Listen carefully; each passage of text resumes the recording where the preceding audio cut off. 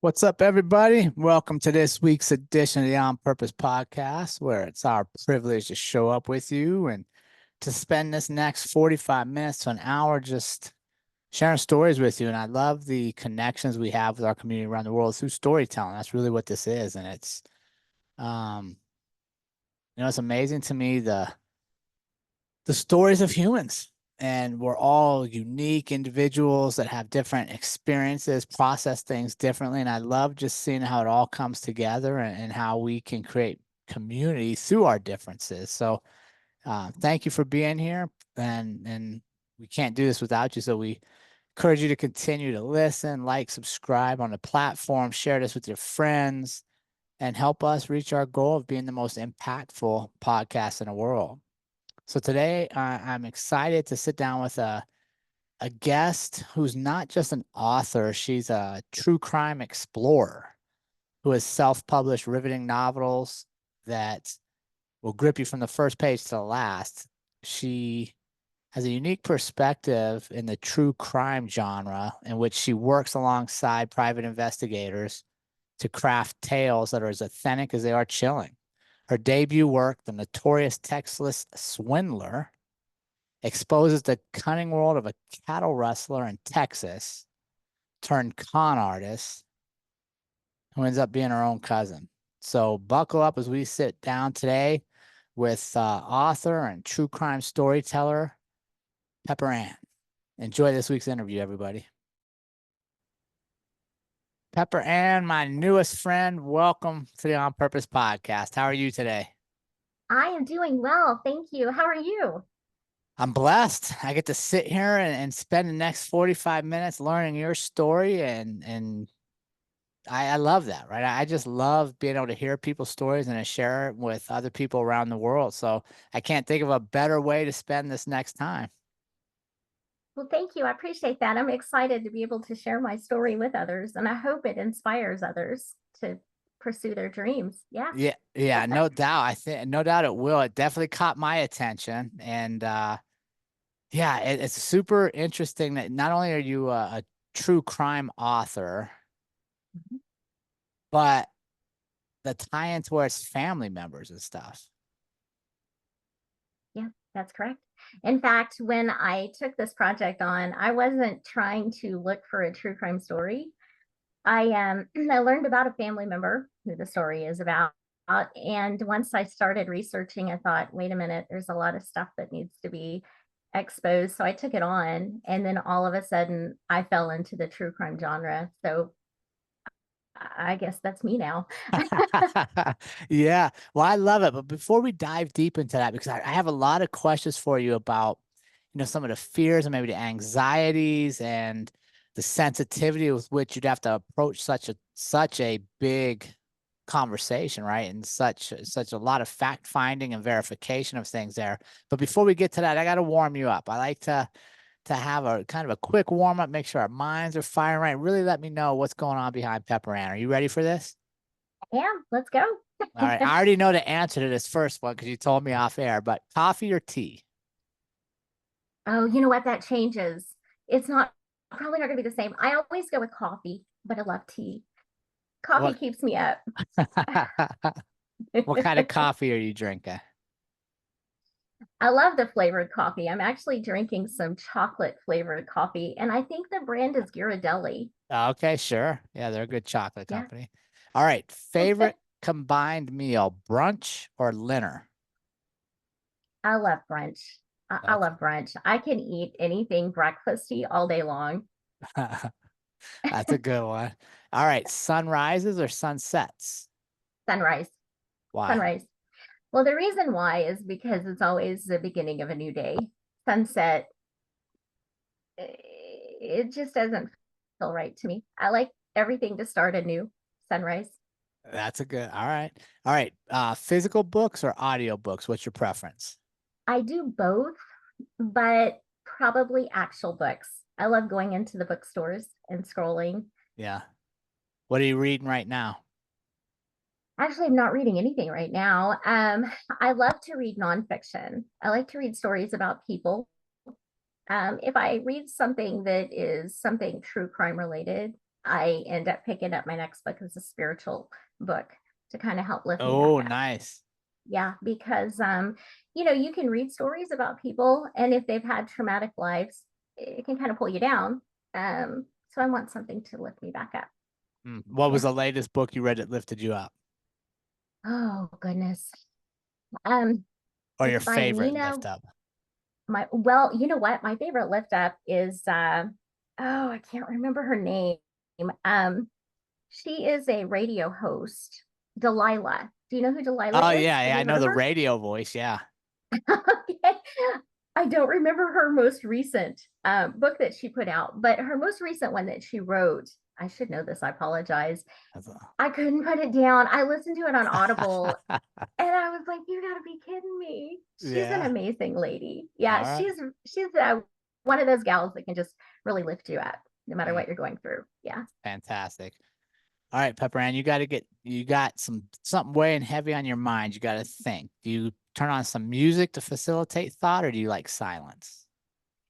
When I have something weighing on my mind, I have to be in silence so I can think the situation out and Do you have write down what's going on. Yeah, sure? Do you have a favorite thinking spot? probably the living room. It's also where I work. I Okay. have an office. Yeah, I have an Yeah. office in my home, and I I don't really use it as often as maybe I should. I like to be in the center because I don't want to miss my family or loved ones. Yeah, So that's true. You don't want to miss out. That's yeah, good. All right, Pepper Ann, how you feeling? You warmed up, my friend? I am. I sure am. Yeah. All right, so let's start off. I want to know what led you to um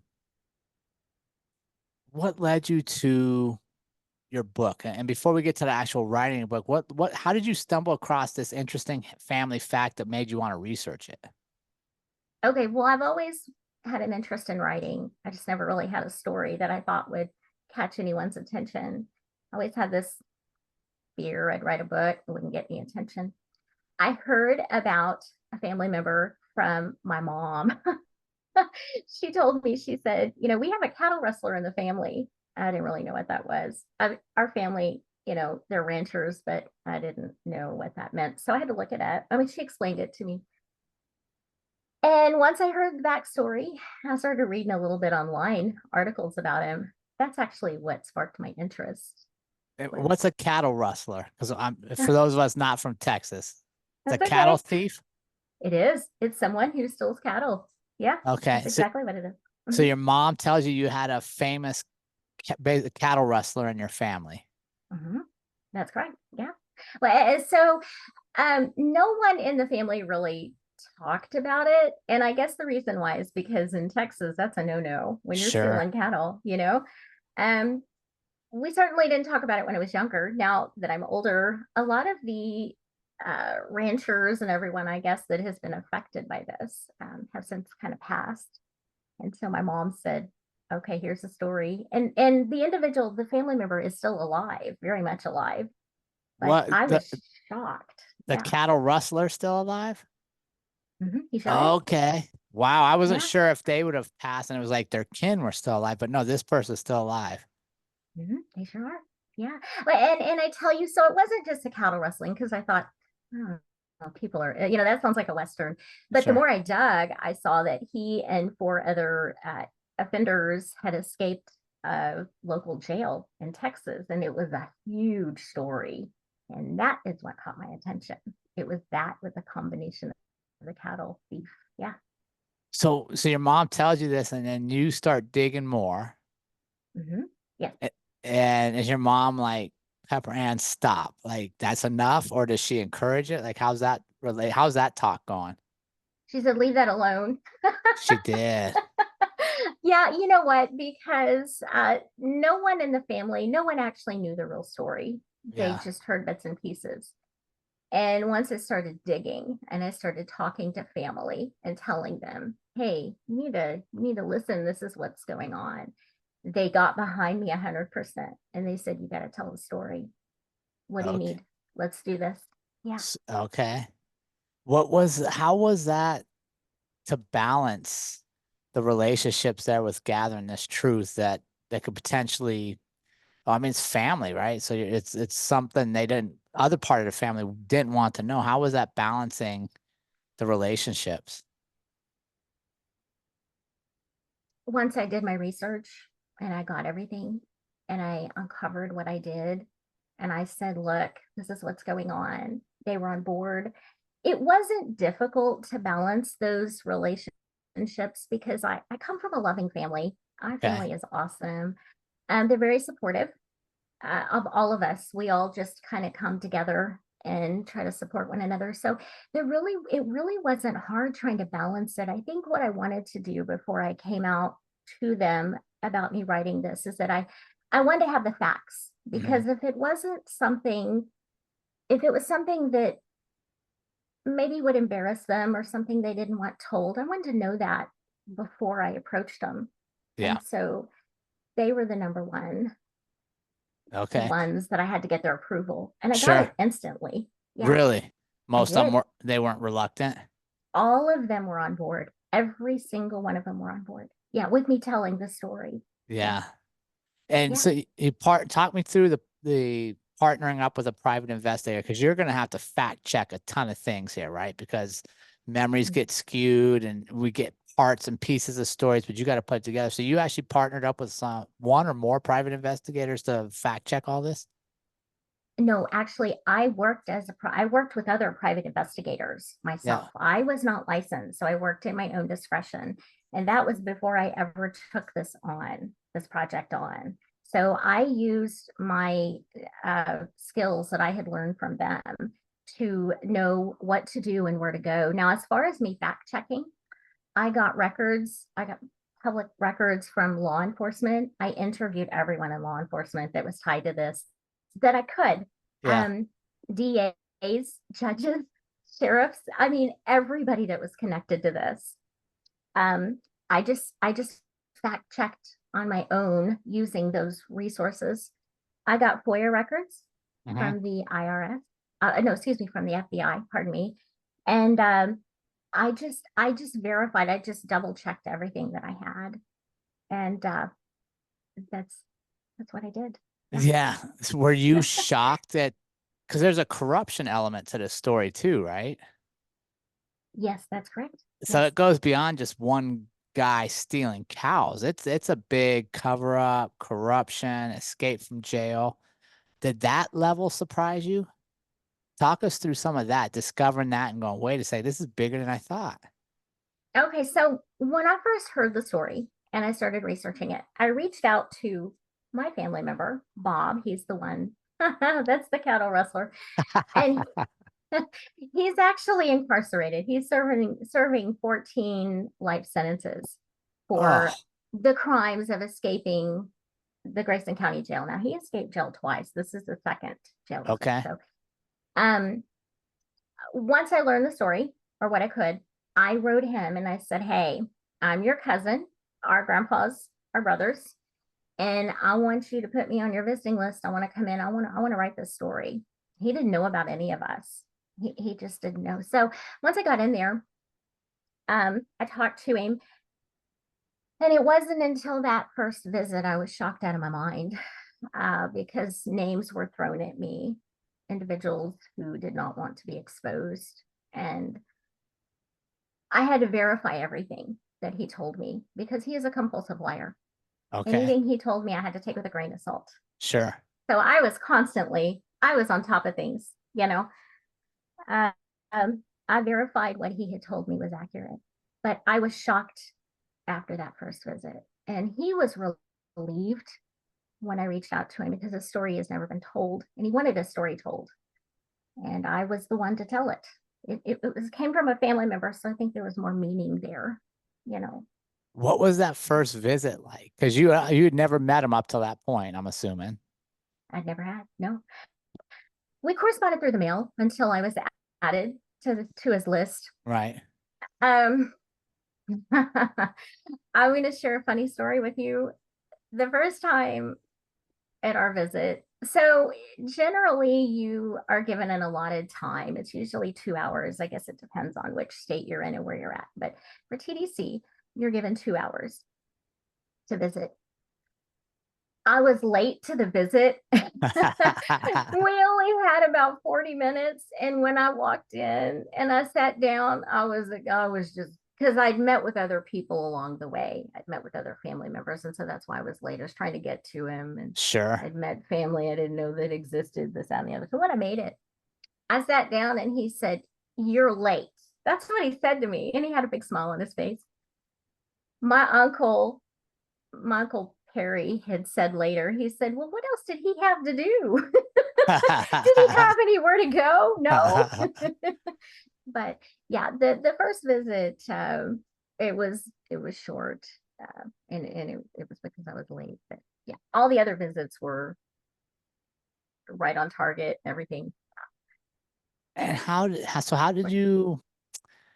were you able to determine lies from truth? Because that's a pretty prevalent thing. You know what I mean? People exaggerating at times or minimizing their roles. How were you able to determine what he was telling was truthful versus lying to you? Well, a lot of times, if he was lying to me, he would talk very quickly, and he he's he's been a compulsive liar since he was a child, Yeah. and it has to do with his childhood. I'm not blaming anyone, but his environment played a big part in that. He lies so much so now that he can't even tell. So he will mix the lies with that. And Yeah. so I don't think he really realizes what he's doing. But the more that I got to know him, I became familiar with when something was a lie. Something was just grandiose. It was bigger than what the events actually were. He would do certain things, talk fast, his breathing was quicker, just certain things I could pick up on, that I knew when something wasn't accurate. I had interviewed friends and family who knew him very well, and they also knew the signs and how to tell if he was lying. So I was always on my toes. I mean, I was always on my toes. Yeah. Mhm. What does that mean to you, being on your toes? I What do you couldn't mean let when my you, guard. Well, I couldn't really let my guard down. Well, first off, it's nerve-wracking going into a prison. Okay, I've sure. never been into a jail, and here I am going into a prison. Right. They close those gates, and I'm like, "Are you sure they'll open when it's time for me to leave? Can you get me out of here?" But Yeah. I began to get more at ease and more comfortable because the staff at TDC, they were amazing. The wardens and the guards, I cannot say enough good things about them. And did they know you And were writing a book? yeah, yeah, and they were amazing with me. They sure were. I don't know. I was always on guard, on my toes, because I didn't know what I was going to expose until I started digging. And of course, the first visit after I verified everything. So I was always on watch. I was always double checking because I couldn't write something unless I could verify it. And that was Mhm. important to me. I didn't want to write what someone else said, because if I couldn't verify it, it wasn't factual, I would not put it. And so Sure. I think I was always watching from the minute I accepted this, even now, you know? Did you ever fear for your safety or ever have your safety threatened? I don't fear for my safety. Um, we've been in situations, my family and I, yeah, there have been moments where we've had to step back and reevaluate things. When I took this project on, there was an individual I exposed in the book who was affiliated with all these individuals I exposed. And they met with me and they wanted to know if they could write the book with me. They wanted to oversee what I was putting. They wanted to know who I was putting in it. What was I Sure. saying? Once I said, "No, I'm not going to do this with you. I don't know you. I'm not going to do it." It was shortly after, it was just a matter of weeks, that we noticed the lug nuts on our vehicles were loosened. Huh. Now, I'm not saying you did it, but just so many coincidences. Yeah. I attend events. I attend book signings or programs and things, and they show up. The end of some of the individuals. Yeah. Talk me through that. So you're very public with this. You wrote the book. Clearly, you expose it. The book's doing very well. Mhm. But yeah, you're right. There's people that are still alive that are implicated in the book. Mhm. And again, everything I wrote it's all fact based. I Yeah. mean, I put everything in my index. So I didn't make stuff up. I Right, couldn't right. do that. There was no way, I would do that. I would never want to ruin anyone's reputation. And they had hid, these individuals have hid behind others. They've hid behind their crimes. There were little pieces of information, um, paper tags, paper trails that I would get from um, sheriff's departments, police departments that they may not have got. And it just fell right in my lap. And I'm like, hey, this is proof right here. Did you ever question yourself as to, is this worth doing it when like the lug nuts are loose or you're getting confronted by these people? Did you ever stop and wonder if you're doing the right thing? There were moments when I thought, I'm not going to do this anymore. And my family said, you're going with this. You're Really? going with this. Talk me Yeah. through one of those. Talk me through one of those moments where you're like, wait a second, I'm not doing this anymore. Oh, I can give you an example. Okay, it was the second time my work was deleted from my computer. Um, so what happened, usually I'd get an email and there would be a virus and I would open it not Uh, realizing it. And that's what happened. Um, and everybody, listen, my editor, my literary attorney, everybody was like, oh my God, you keep going here, and everybody would search and try to find my work. Nobody could find my most recent. So anyway, the second time my work was deleted, I was working at a hospital gift shop, just part-time, just to get away, get my mind off things. yeah. I slammed my laptop down and I put it on the ottoman and I said, conversation with God, I'm not doing this anymore. Just don't. I went in to work and it was probably within 30, 40 minutes of me being there. There were three individuals with similar stories that all came into the gift shop. Uh, One lady, she worked upstairs in the ICU and she was sitting at her desk. She had not drank a Coke in 2 years. And she said, I have had this huge craving. All of a sudden, I wanted a Coke and I had this feeling I was supposed to pray for someone. And she said, when I got on the elevator, I got off. She said, instead of going to the cafeteria, something told me to come to the gift shop. And she came in and she said, there's somebody here I'm supposed to pray for. I could cry telling the story. Oh yeah. I told her my story and she said, you're the one. There was another lady. She was just driving by. She was just passing by the hospital. And she said, I had a craving for a Coke. She said, I had this urge. I was supposed to pray for somebody. Something told me to come into the gift shop. You can't explain these Yeah. situations, but they happen. And I saw them. She came in and she said, I'm supposed to pray for you. I had three individuals within probably 20, 30 minutes, Huh. maybe 15, 20 minutes of each other. I was just, my jaw dropped. And I called my family and I said, you're not going to believe this. And they said, okay, you got to get back on it. And I Yeah. did. That is probably the one that shook me the most. And it convinced me that this is my story and I'm not letting it go. Mm, I Yeah. love it. And so now how long's the book been out?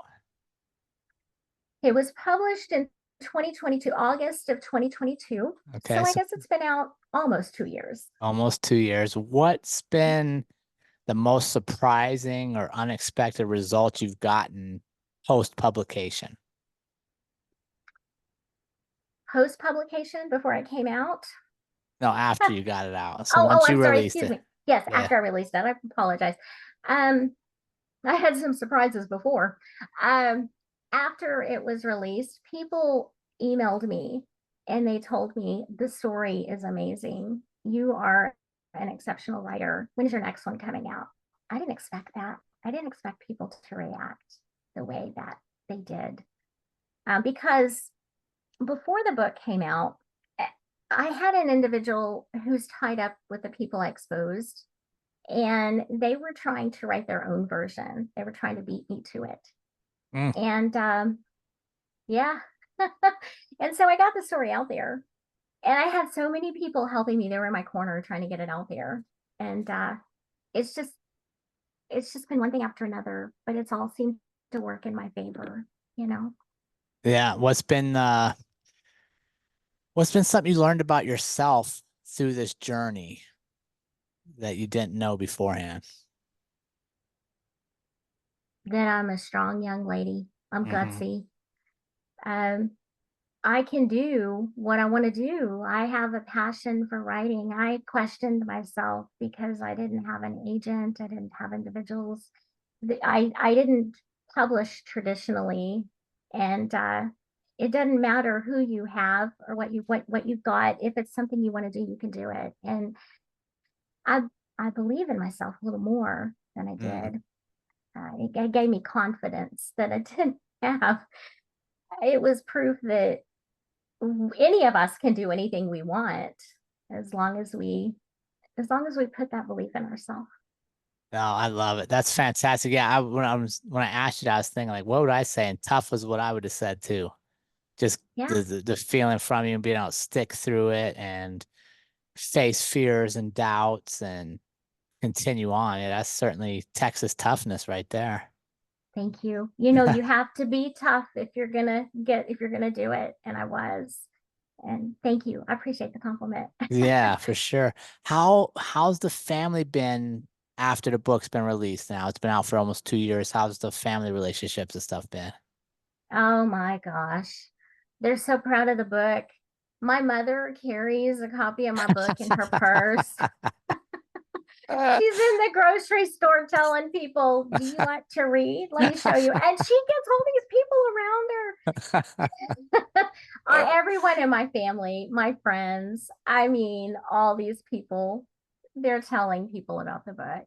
It's so amazing. Moms are the best, huh? All of them, cousins, aunts, uncles, everybody. They're all awesome. Yeah, Now, does your mom carry an autographed copy or just a general copy? just a general. All right, man, we got. Because she's thinking when she's thinking if anybody wants to buy it, I'm going to sell it. I'm like, mother. Well, if you throw your signature in there, maybe she could get it done for you. She does. She walks around.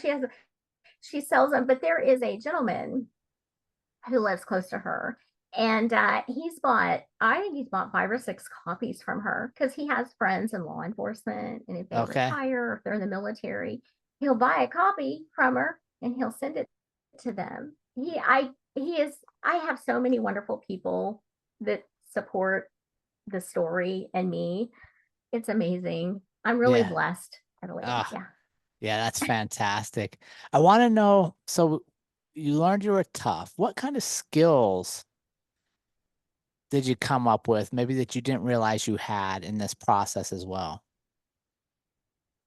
You know, something I didn't realize that I had, and it's been pointed out to me several times, is that I listen to people. Mm. I can pick up on them when they're saying something. I know how to read them. I never realized that before. You know, people are are really kind and they open up to me. I'll tell you, I interviewed victims at the very end of the book. I talk about a standoff, an 8-hour standoff that Bob and another individual had with law enforcement, and Bob actually released the married couple that he was holding hostage in their home, and I became very close to that family. Oh, wow. You know, it may seem odd to some people that people who were victimized by inmates who escaped a jail, that these people who were victimized become close with the family member of the individual who held them hostage. But I did, and they're just amazing to me. I think it's the way that I am with people. I appreciate that. I guess maybe I talk to people and I listen to them, and I think that's a characteristic about myself that I like. Yeah. I am compassionate. I try to show empathy to people. Um, that's Yeah, what I that's learned. yeah. No, it's awesome, right? When you jump out into a new journey, when you accept a challenge that maybe you had doubts about, you're not quite sure what the outcome's going to be. You're going to learn a lot in the process of going there, no matter whether it's, writing this book, doing an investigation, assuming a physical challenge, leaving a career, starting a new career, betting on yourself. And that's what I love for our community. That's why I love stories like this is you bet on yourself, right? You literally bet, and that's so important in today's world where it's sometimes it's hard to believe in ourselves. Sometimes it's hard to believe we can be different than everybody else. But you can't learn these lessons unless you do. You're, you're absolutely right. If I hadn't have learned them, I don't believe I would believe that I could write a book. Like it's hard writing a book. You have people are always sending in their manuscripts, their queries to literary agents. And I'm going to tell you, if they're not interested, they won't respond. I had a lot of literary agents respond to me and they said, this is really great. It's regional. I can't take it. You need to keep going and find where this book belongs. I don't believe that if I hadn't have done this, I don't believe I would have thought that I could have written a book because there's so many odds against you. There, And there are yeah, odds against you yeah, becoming a bestseller, maybe, right? But we can all write a book if we choose. If we're willing to sit down, it's hard to sit yeah, down and put pen to paper and write and write. And it's hard to hit publish and be open to what everybody says, right? Like, oh my gosh, is this book gonna, is anybody gonna read this book? Um, so many of us have stories that still need to be told. I agree. Absolutely agree. Yes. But before people can get to that point, when I see some authors that they uh they write up their story and they want to send it to people and they hear the criticism from Mm, others and they shut down. yeah. And they may have an amazing story, but they're listening to what other people say. And sometimes it's kind of difficult to not, it's difficult to shut those voices off. Um, you're How, right. It's difficult to become a bestseller. I didn't write this to become a bestseller. I wrote it to tell the story and yeah. provoking people.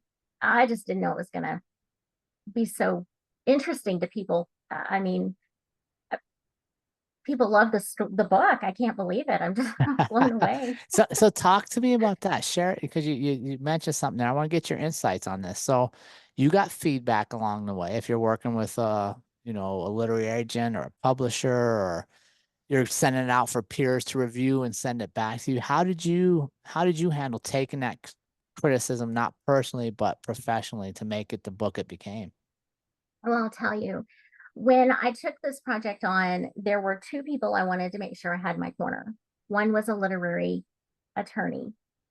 I had to make sure because I knew what I was going to be Mm, exposing. I wanted to make sure I was smart. protected. Yeah. So Gwen, she's a very dear friend. She's been right there with me. Um, then I got an editor, and the editor was the only one that I let read my work. Every once in a while, I let a family member. Sometimes if you show your work to too many people, you get too many opinions Mm, and it can take away from your creativity. So I kept my editor. John's been with me from the very beginning for the past 12, well, 14 years. It took me 12 years to write it. okay. He was the only one that I let read it. Um, I was discouraged when the literary um, agents didn't want to take it on. But once I realized I can do this, I Yeah. realized there's a whole other world out there for indie authors. It didn't seem as bad as I thought it would be. Yeah. Yeah, I that's just took it day by day, every day, you know. yeah. Yeah, and I like that you kept your circle small because I think sometimes you're 100% right. We take in so many opinions that one, it stifles creativity for sure. And two, it creates indecisiveness, right? Because we don't know what path we're taking because we're processing all these opinions. So I think that's a very shrewd move there to keep it small to one opinion you valued. I did, but I made sure the people that I had on my team were the best. Mm, I can't say enough good things about them. Made sure I had the best literary attorney. I made sure my editor knew what he was doing, and he does. You know what? If he tells me no, then no. You know, when I write something, I'll send it to him, and he'll say, "No, this is too much." Then it's out of there.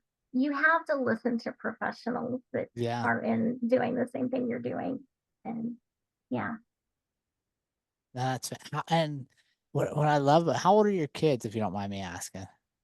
I don't have any kids. I do have a house trained rabbit. Oh, rabbit. Oh, but you said you were sitting in the living room watching family. I was like, okay, there must be kids here. You're watching a rabbit. I have a bunch of family that come in all the time. My house Yeah, is the one where everybody gathers at. I Yeah. love So it. I Okay. I don't want to miss anything. Yeah. It hears a lot of people say, well, I'm working on this or I'm working on that, and I missed this, and I didn't want Mm, that. I want to, I want to be a part of everything I that I love it. can. What do you, here's what I love it, and this has been a common theme in a lot of our shows for many years, is you pursued what became a dream for you, right? A passion for you, a purpose for you. What do you know of any other ripple effects that created within your family? Has any family member came to you and said, "Hey, Pepper Ann, because you did this, I'm now choosing to do this. I'm choosing to believe in myself here." I haven't necessarily seen it with family because my family is very gutsy. If there's something they want to do, they do it. Love it. But I have seen it with friends Yeah, or even strangers. I've seen people who've said, "You inspired me to want to do this and to not give up." And that makes it all worthwhile. If it can show someone that they can do something they want to do, that's amazing to me. Yeah. I love it. Did you and see that's the thing, right? Like you said, you didn't write the book to be a bestseller. You Right. wrote the book because you felt like it was the right thing to do and what you were supposed to do. And you're impacting lives through it, right? You're giving people hope. You're letting people know that they can overcome whatever is in front of them if they choose to work hard, right? Like we can't get there without working hard and Right. believe in ourselves on the days we have doubts. So if you'd have sat down and been like way back in the beginning, we said, okay, Pepper Ann, you're going to write this and only one person's going to read it, but you're going to have a profound impact on their life. You'd have probably done it. The one person that I wanted to read it has not been able to read it yet, and that's Bob. It can't get into TDC because I was so detailed with the jail escape, with the second jail escape. Oh, what? So now I am trying to work with TDC to see what pages need to be removed because the story is about his life and he knows what he did, but I want him to see the work that I put into it. I think that he would be proud if he could read it. I think Oh, that's wow. probably the one person because everybody else has read it Yeah. that could. But I think it's not going to be complete for me until I can let him read it. What do you think he'd be proud? You think he would read this and be proud of the story you told or his actions? No, he would not be proud of his actions. In fact, every time I go visit him, I remind him that's not something to be proud of. No, he would be proud of the way that I wrote the story, of everything that I uncovered. Yeah. I exposed a lot of people, and these individuals and I provided evidence and proof. And I mean, I told the story. The Yeah. story has never been told fully, and that's all he's wanted. That's all our family has wanted is for people to know about all these other individuals. So I think he would be proud of that. I think he would be proud of me. I'm not looking for confirmation from him, but I think Yeah. it would just make, for me, it would just kind of make it, I don't know. I think it would just kind of make me think, okay, this is great. You know, Yeah. I Has did there it. Yeah, no, absolutely. That's fan. Yeah, that'd be pretty amazing. I'm just trying to picture. I've never been in that situation. I'm trying to picture like, would I want that same thing or not? I think as a society, we have to do better, all of us. I think we Mm, have to, um, I think we have to show a little empathy, more empathy towards people. I am the number one person that when someone does something wrong, they need to know that, and they need to know that it's not okay. Um, I've spent a lot of time at visits with Bob and his rearing. He did not have a good rearing. Neither one of his parents showed up. and it was bad. And I'm not excusing him. I'm just saying that I think we all can make a difference in people's lives. And I feel like there were moments when I did make a difference in his life. I showed him, look, this is the way that you need to do things. This is how it goes. He's done a lot of things. Don't get me wrong. I'm not excusing him. I'm not saying he should be out. I'm not saying that. But I think that we all need to try to we all need to try to do good and try to help others if there's any way. If we can make an impact in someone's life, I believe we should be able to do that. I think we should try. He wanted to reach out and write to the Foresters. That's a married couple that he held hostage. And I told him, I said, you need to write them and ask them if it's okay, because they're victims of the crimes you committed. Don't just randomly write them. Yeah. And he did. And he listened to me. And he did. And the Foresters wrote back, and they kept communication open with him. Really? And I feel like if I hadn't have encouraged him to do it that way, I don't know. We all need people in our lives who can encourage us. And I hope that I'm able to encourage others, or give them a positive look on things, Yeah. It's important. Yeah. Yeah. It doesn't matter where we're at in life. It's always nice to know somebody else believes in you a little bit and somebody else sees you, right? That's really what most of us want, is to be seen, right? We want to know that we do matter to people around us. And it doesn't matter if we're in prison or not. Like, wanting to matter is a human need. Right. I agree. Absolutely agree. I'm not advising people to start reaching out to prison and this. I'm not, that's not what I'm saying. No. You never know. Even if it's in the grocery store, if you see someone, you don't know what someone's going through in their life. And we all have to just step back and just remember everybody's going through something. Yeah, absolutely. Everybody's going through something. That's fantastically well said. So, Pepper Ann, you're also now, so the Notorious Texas Swindler has been out for 2 years. You're on the book tour. You're speaking about it. But you're also, this has kind of led you to want to create more in this true crime genre. So you're coming up with the Penny Pearl Mystery Series. Yes. Talk to us about that a little bit. I'm so excited about this. I don't know how it's going to go. I don't know if people are going to like it or not. We'll find out. After that first book, if people don't like it, I'll move on to something else. But it's actually a series of it's a young lady who is getting in the way of law enforcement and ends up working with them throughout the series. And she is a sleuth, she's trying to uncover crimes. And the crimes that I'm writing about actually happened. They're actual events. And so that's going to be out sometime this summer. It may be the very last day of summer, but summer, right? So I've got that's right. Yeah, I've got that. And then I'm also working on another true crime story. Okay. So I'm mixing it up.